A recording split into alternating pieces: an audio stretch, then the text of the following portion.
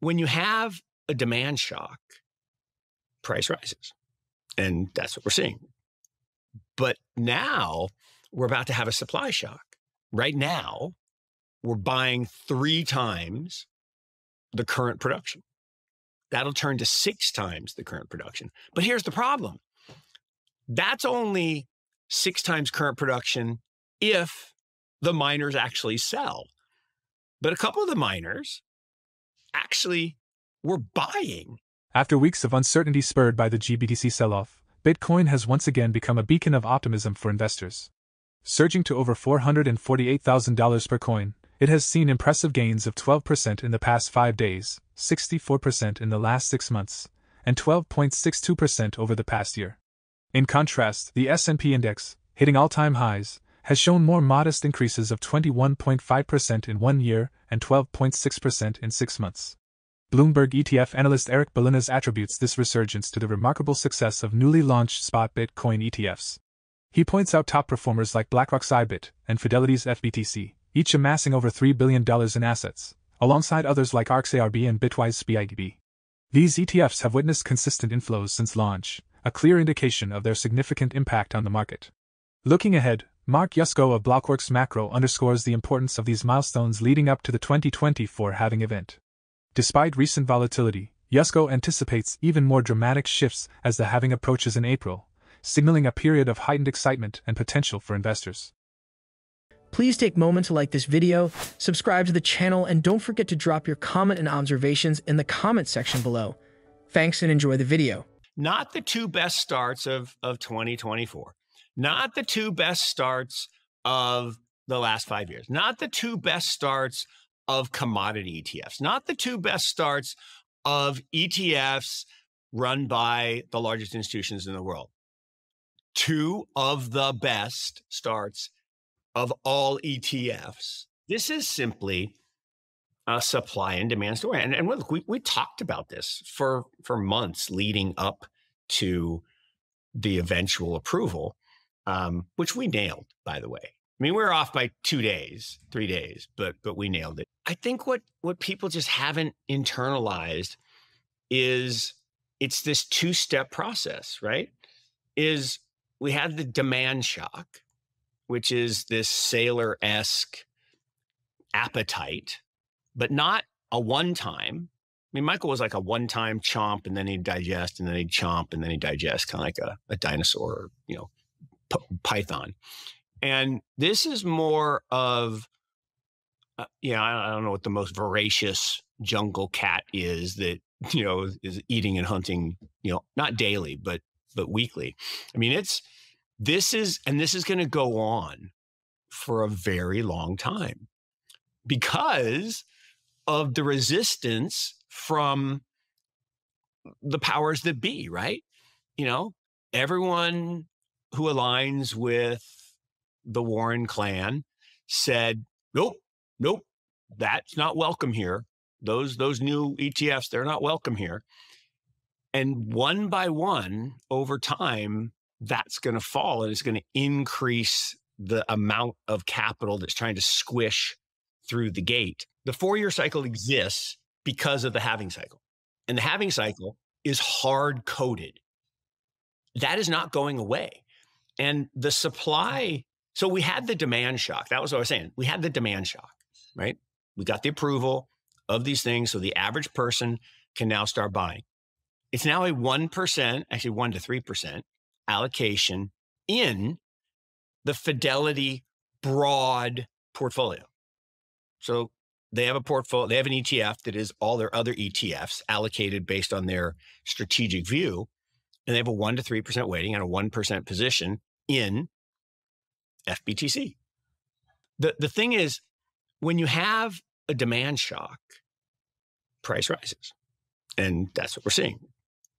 But now we're about to have a supply shock. And a supply shock, guaranteed, whether it's 417, 418, people are wishing it's 420.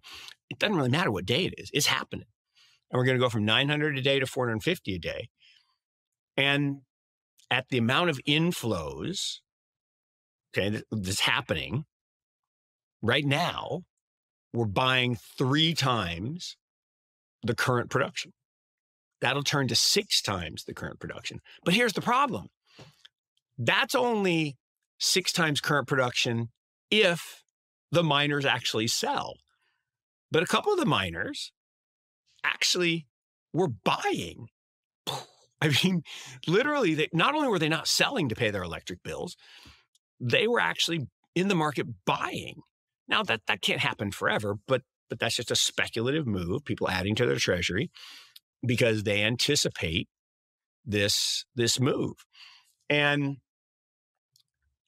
the other thing that doesn't get enough conversation is this idea of treasuries, right? You have MicroStrategy, clearly the biggest part of his treasury.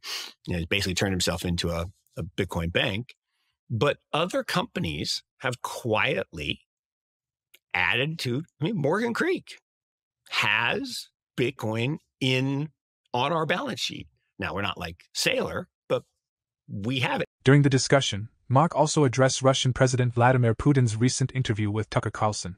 The interview has garnered significant attention, accumulating almost 200 million views on Twitter and over 12 million views on YouTube. In the interview, Putin covered various topics, including the diminishing dominance of the US dollar as the global reserve currency. He criticized the US political leadership for weaponizing the dollar for foreign policy purposes, deeming it a strategic mistake.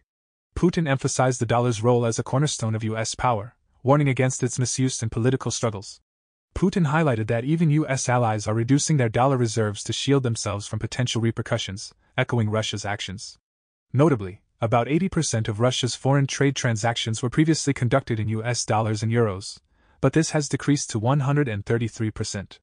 Conversely, transactions in Chinese yuan have surged from 3% to over 34%.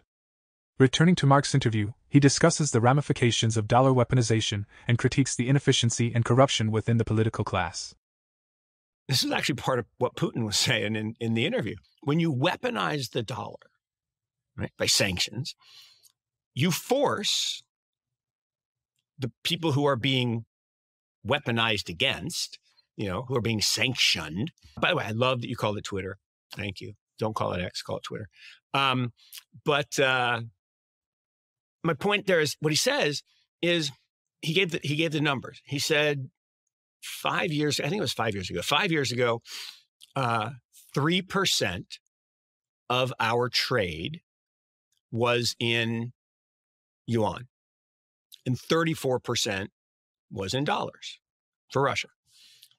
Today, 13% of our trade is in dollars, and 34% is in yuan. So who's gaining economic power? Right? If we believe the world reserve currency, kind of 1971 petrodollar standard, if we believe that, which I think we should, because there's a lot of evidence to support it, that's being weakened by the policymakers' decisions to sanction and force these other countries. Like if you look at Iranian oil production, pre-sanction, post-sanction, straight line up. Well, why? They're going to find a way to sell their oil someplace else. Is the U.S. really aligned with the principles of freedom? Taxation, inflation, is that freedom? What country right now doesn't have taxation? Is the suppression of a whole swath of people through the systematic theft of their wealth through inflation? Like you said it. Inflation is a choice.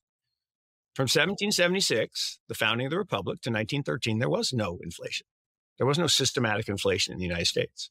My only point there is a class system. There is a group of people that are making decisions that have significant and severe economic consequences for a very large number of people. Take the lockdowns.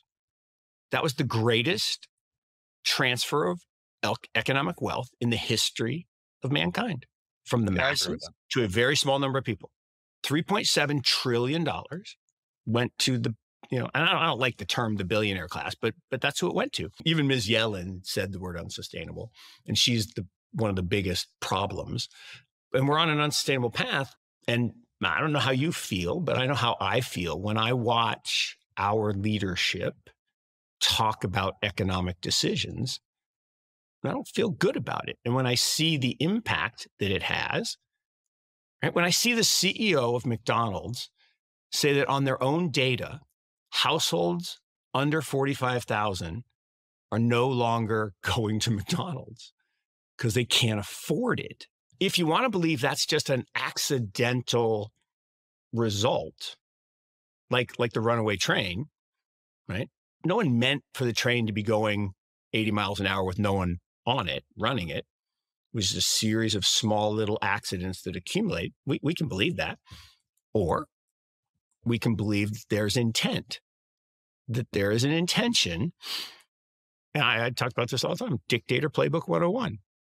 If you want to be absolutely in power, there's tons of examples of this in history. What do? You impoverish the masses and then give them handouts in exchange for votes. And I will argue, it's just my opinion, I will argue that's exactly what's happening right now. Mark believes that another round of handouts is on the horizon in the United States.